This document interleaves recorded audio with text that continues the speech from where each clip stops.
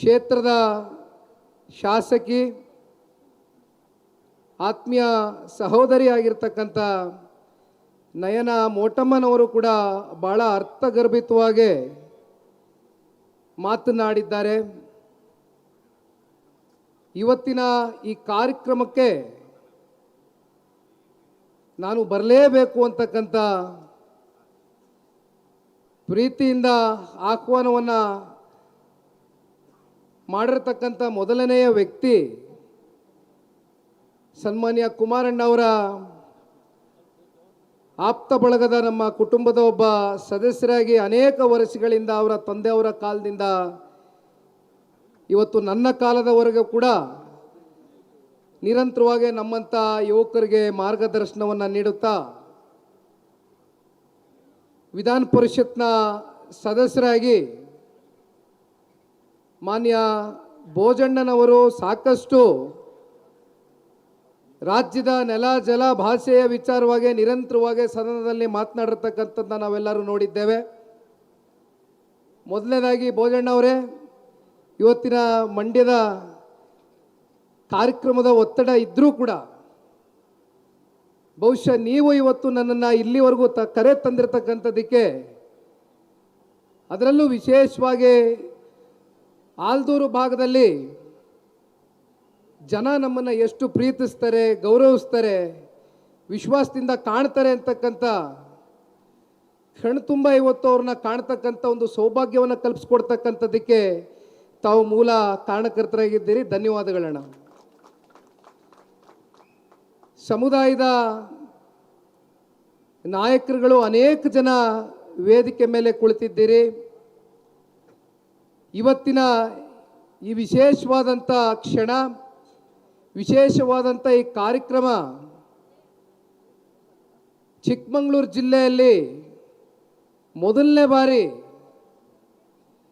ಆಲ್ದೂರಿನಲ್ಲಿ ವಿಶೇಷವಾಗಿ ಇವತ್ತು ನಾಡಪ್ರಭು ಕೆಂಪೇಗೌಡರ ಪುತ್ಥಳಿಯನ್ನು ಅನಾವರಣಗೊಳಿಸ್ತಕ್ಕಂಥ ಈ ಒಂದು ಐತಿಹಾಸಿಕವಾದಂಥ ಒಂದು ತೀರ್ಮಾನ ತೆಗೆದುಕೊಂಡಿರ್ತಕ್ಕಂಥ ಸಮಿತಿಯ ಎಲ್ಲ ಪದಾಧಿಕಾರಿಗಳು, ಅಧ್ಯಕ್ಷರು, ಬಹುಶಃ ಅಶೋಕಣ್ಣ ಅವರು ಪ್ರಾಸ್ತಾವಿಕವಾಗಿ ಮಾತನಾಡ್ತಾ ಇದ್ರು. ನಿಮ್ಮೆಲ್ಲರಿಗೂ ಕೂಡ ಆ ತಾಯಿ ಚಾಮುಂಡೇಶ್ವರಿ ಇದೇ ರೀತಿ ಇನ್ನೂ ಹೆಚ್ಚು ನಾಡಪ್ರಭು ಕೆಂಪೇಗೌಡರ ಒಂದು ಪುತ್ಥಳಿಯನ್ನು ಇಡೀ ಚಿಕ್ಕಮಗಳೂರು ಜಿಲ್ಲೆ ವ್ಯಾಪಕವಾಗಿ ಮುಂಬರ್ತಕ್ಕಂಥ ದಿನಗಳಲ್ಲಿ ಇಂಥ ಕಾರ್ಯಕ್ರಮಗಳು ಇನ್ನೂ ನಡೀಲಿ ಅಂತಕ್ಕಂಥದ್ದು ಈ ಸಂದರ್ಭದಲ್ಲಿ ನೀವೆಲ್ಲರೂ ಕೂಡ ಇವತ್ತು ಒಂದು ದಾರಿದೀಪವಾಗಿ ಈ ಕಾರ್ಯಕ್ರಮವನ್ನು ಆಯೋಜನೆ ಮಾಡ್ಕೊಂಡಿದ್ದೀರಿ. ನಿಮ್ಮೆಲ್ಲರಿಗೂ ಕೂಡ ಮತ್ತೊಮ್ಮೆ ಹೃದಯ ತುಂಬಿದ ಧನ್ಯವಾದಗಳು, ಅಭಿನಂದನೆಗಳನ್ನ ಸಲ್ಲಿಸಲಿಕ್ಕೆ ಬಯಸ್ತೇನೆ. ಇವತ್ತಿನ ಈ ಒಂದು ಶಿಲ್ಪಿ ಏನು ಪುತ್ಥಳಿಯನ್ನು ನಿರ್ಮಾಣ ಮಾಡಿದ್ದಾರೆ,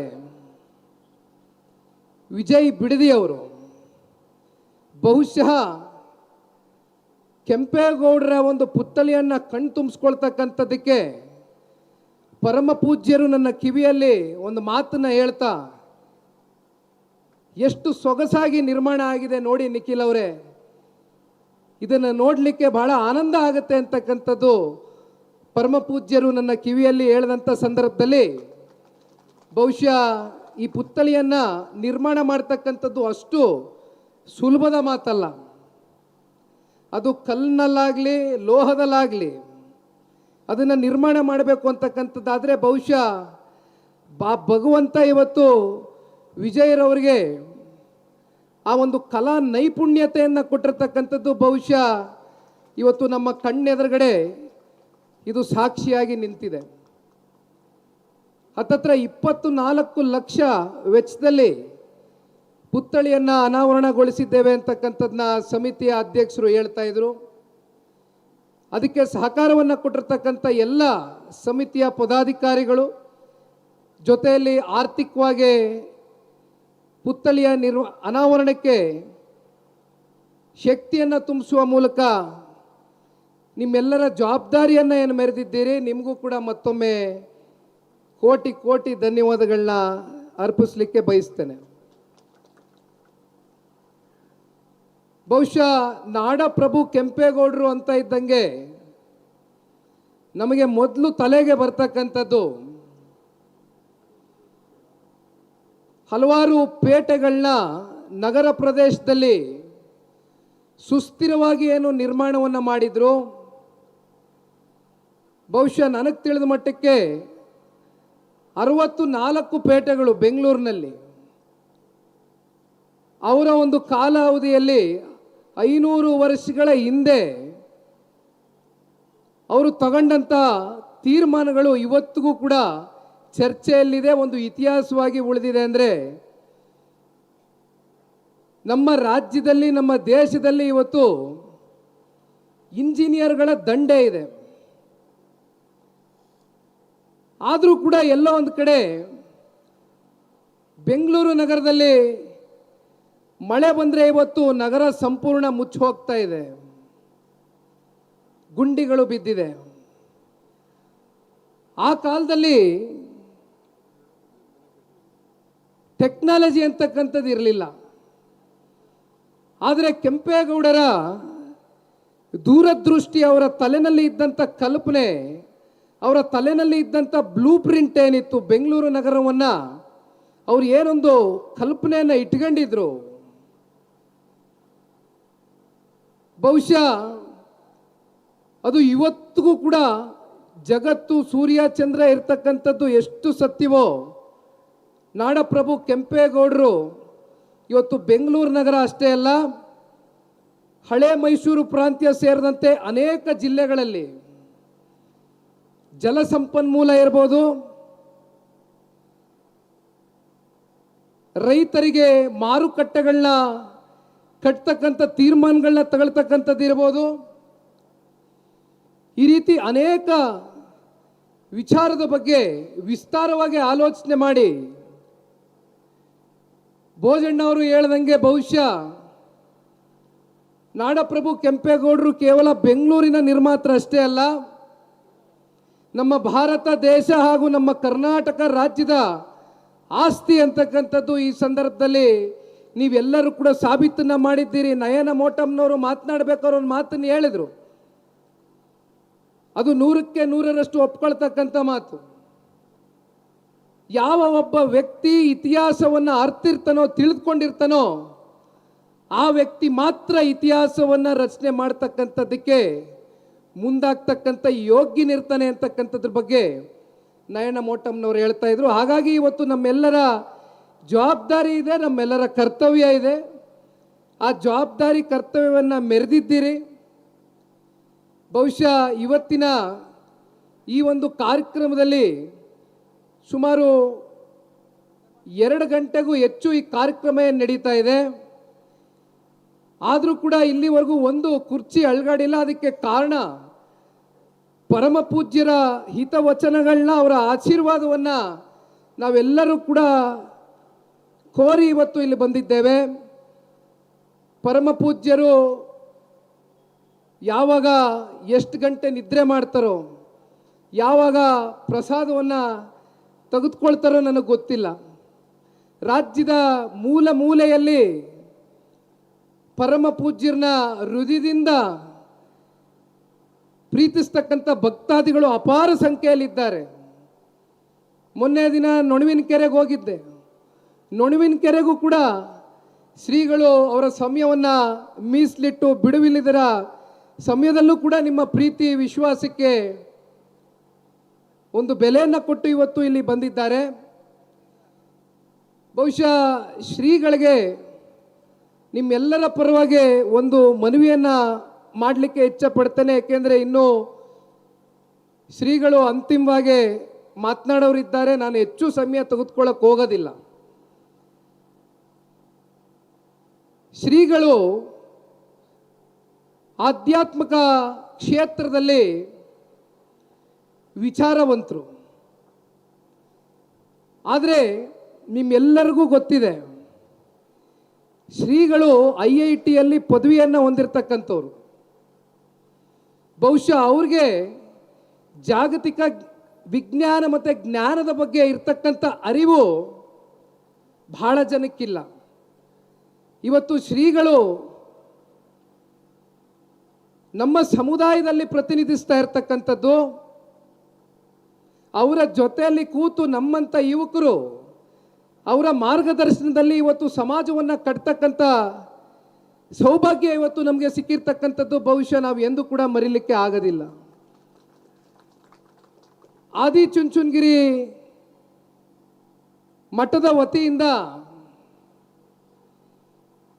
ಕೆಂಪೇಗೌಡರ ಹೆಸರಲ್ಲಿ ಸಿಟಿ ಮೊಬಿಲಿಟಿ ಮತ್ತು ಸಸ್ಟೈನಬಲ್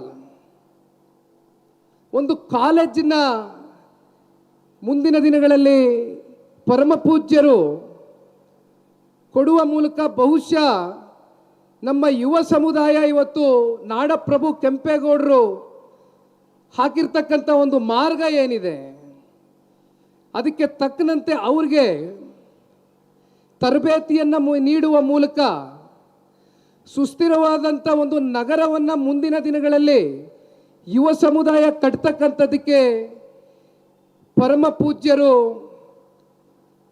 ನಾಡಪ್ರಭು ಕೆಂಪೇಗೌಡರ ಹೆಸರಿನಲ್ಲಿ ಆದಿಚುಂಚನಗಿರಿಯ ಮಠದ ವತಿಯಿಂದ ಈ ಒಂದು ಕಾಲೇಜಿನ ಇನ್ಸ್ಟಿಟ್ಯೂಟನ್ನು ನಿರ್ಮಾಣ ಮಾಡಬೇಕು ಅಂತಕ್ಕಂಥದ್ದು ಪರಮ ಪೂಜ್ಯರ ಪಾದಕಮಲಗಳಿಗೆ ನಿಮ್ಮೆಲ್ಲರ ಪರವಾಗಿ ಬೇಡ್ಕೊಳ್ಳಿಕ್ಕೆ ಬಯಸ್ತೇನೆ. ನಾವು ಮತ್ತೊಮ್ಮೆ ಬಹಳ ಅಪಾರ ಸಂಖ್ಯೆಯಲ್ಲಿ ಆಲ್ದೂರು ಭಾಗದಲ್ಲಿ ಸೇರಿರುವಂತಹ ಎಲ್ಲ ಕೇವಲ ಆಲ್ದೂರು ಹೋಬಳಿ ಅಷ್ಟೇ ಅಲ್ಲ, ಕ್ಷೇತ್ರ ಮತ್ತು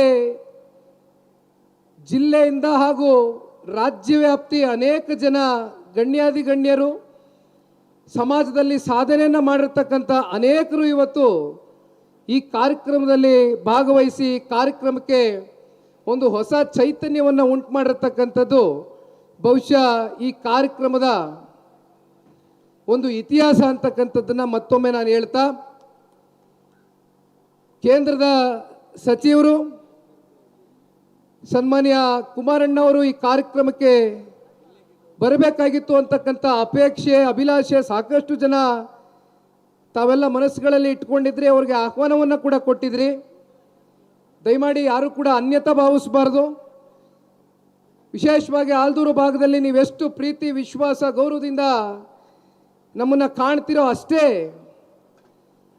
ಪ್ರೀತಿ ವಿಶ್ವಾಸದಿಂದ ನಿಮ್ಮೆಲ್ಲರನ್ನು ಕೂಡ ಸನ್ಮಾನ್ಯ ಕುಮಾರಣ್ಣವರು ಕಾಣ್ತಾರೆ. ಮುಂಬರ್ತಕ್ಕಂಥ ದಿನಗಳಲ್ಲಿ ಯಾವುದಾದ್ರೂ ಕಾರ್ಯಕ್ರಮಗಳು ಪಾರ್ಲಿಮೆಂಟು ಇಲ್ಲದೆ ಹೋದಂಥ ಸಂದರ್ಭದಲ್ಲಿ, ಯಾಕೆಂದರೆ ನಿನ್ನೆ ದಿನ ಅಷ್ಟೇ ಬಡ್ಜೆಟ್ಟು ಮಂಡನೆ ಆಗಿದೆ ಇಡೀ ದೇಶವ್ಯಾಪ್ತಿ, ಹಾಗಾಗಿ ಅದರಲ್ಲಿ ಒಂದು ಸ್ವಲ್ಪ ಅವರು ಬ್ಯುಸಿ ಇರ್ತಕ್ಕಂಥ ಹಿನ್ನೆಲೆಯಲ್ಲಿ ಬರಲಿಕ್ಕಾಗಿಲ್ಲ. ಅನ್ಯತಾ ಭಾವಿಸ್ಬೇಡಿ. ಮುಂದಿನ ಯಾವುದೇ ಕಾರ್ಯಕ್ರಮ ಇರಲಿ ನೀವು ಪ್ರೀತಿಯಿಂದ ಕರೆದಂಥ ಸಂದರ್ಭದಲ್ಲಿ ಸನ್ಮಾನ್ಯ ಕುಮಾರಣ್ಣವರು ಕೂಡ ನಿಮ್ಮ ಪ್ರೀತಿ ವಿಶ್ವಾಸಕ್ಕೆ ತಲೆಬಾಗಿ ಆಲ್ದೂರು ಭಾಗಕ್ಕೆ ಅತಿ ಶೀಘ್ರದಲ್ಲೇ ಬರ್ತಾರೆ ಅಂತಕ್ಕಂಥದ್ದನ್ನ ಈ ಸಂದರ್ಭದಲ್ಲಿ ಹೇಳ್ತಾ, ಮತ್ತೊಮ್ಮೆ ಈ ಕಾರ್ಯಕ್ರಮದ ಯಶಸ್ಸಿಗೆ ಪಾತ್ರಧಾರಿಗಳಾಗಿರ್ತಕ್ಕಂಥ ಎಲ್ಲ ವೇದಿಕೆ ಮೇಲೆ ಇರ್ತಕ್ಕಂಥ ಗಣ್ಯರು ಪರಮ ಪೂಜ್ಯರು ಹಾಗೂ ವೇದಿಕೆ ಮುಂಭಾಗದಲ್ಲಿರ್ತಕ್ಕಂಥ ವಿಶೇಷವಾಗಿ ಎಡಭಾಗದಲ್ಲಿ ಬಹಳ ಜನ ತಾಯಂದ್ರುಗಳು ತುಂಬ ಜನ ಸೇರಿದ್ದೀರಮ್ಮ.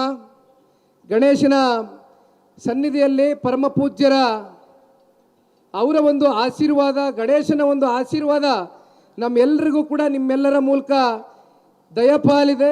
ನಾನು ಇದನ್ನು ಮರಿಲಿಕ್ಕಾಗೋದಿಲ್ಲ. ಜೊತೆಯಲ್ಲಿ ವೇದಿಕೆ ಮುಂಭಾಗದಲ್ಲಿ ಕೂತಿರ್ತಕ್ಕಂಥ ಎಲ್ಲ ಪಕ್ಷದ ಮುಖಂಡರುಗಳು, ಪಕ್ಷಾತೀತವಾದಂಥ ಈ ಒಂದು ಕಾರ್ಯಕ್ರಮದಲ್ಲಿ ಪಾಲ್ಗೊಂಡಿರ್ತಕ್ಕಂಥ ನಿಮ್ಮೆಲ್ಲರಿಗೂ ಕೂಡ ವಂದಿಸಿ, ಮತ್ತೆ ನನ್ನ ಸಹೋದರಿ ನಯನ ಮೋಟಮ್ಮನವರು ಈ ಕ್ಷೇತ್ರದ ಶಾಸಕಿ, ಮಹಿಳೆ ಶಾಸಕಿ, ಉತ್ತಮವಾದಂಥ ಅಭಿವೃದ್ಧಿ ಅವ್ರ ಕಡೆಯಿಂದ ಆಗಲಿ, ಇನ್ನೂ ಹೆಚ್ಚು ಮಹಿಳೆಯರು ಮುಂದಿನ ವಿಧಾನಸಭಾ ಚುನಾವಣೆಗೆ ಬರಬೇಕು ಅಂತಕ್ಕಂಥದ್ದು ಬಹುಶಃ ಈಗಾಗಲೇ ಒಂದು ಐತಿಹಾಸಿಕವಾದಂಥ ತೀರ್ಮಾನ ಕೊನೆಗೆ ಮುಗಿಸ್ಬಿಡ್ತಾನೆ. ಬಹುಶಃ ಈ ದೇಶ ಕಂಡಂಥ ಅಪರೂಪದ ರಾಜಕಾರಣಿ, ದಣವೀರ್ಯದ ನಾಯಕರು, ದೇಶದ ಮಾಜಿ ಪ್ರಧಾನಮಂತ್ರಿಗಳು ಕಂಡಂಥ ಕನಸು.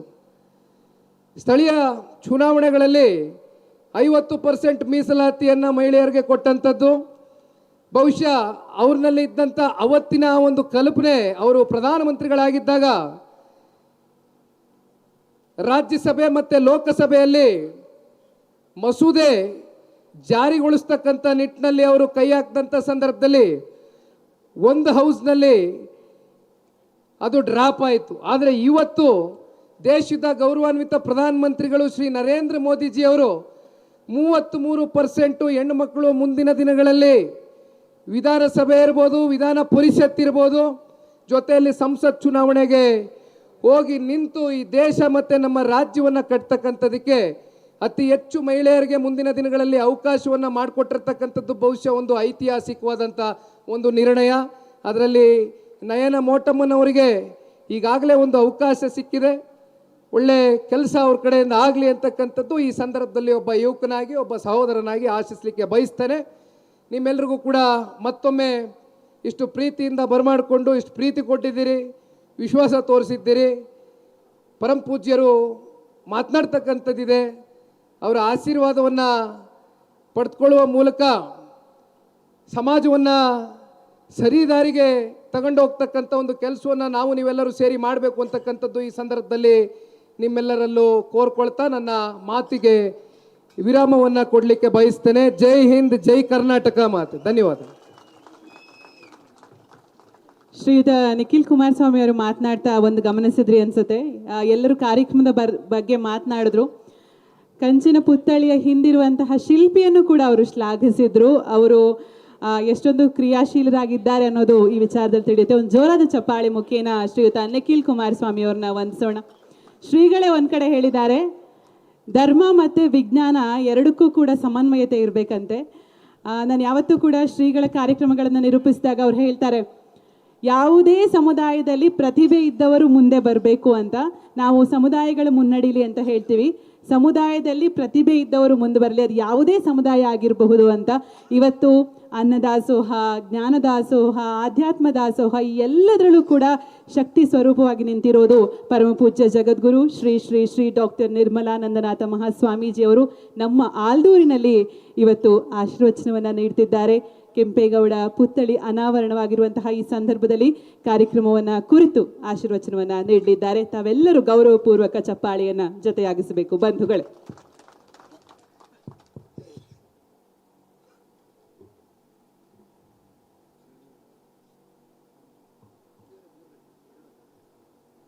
ಹರಿ ಓಂ ತತ್ಸತ್.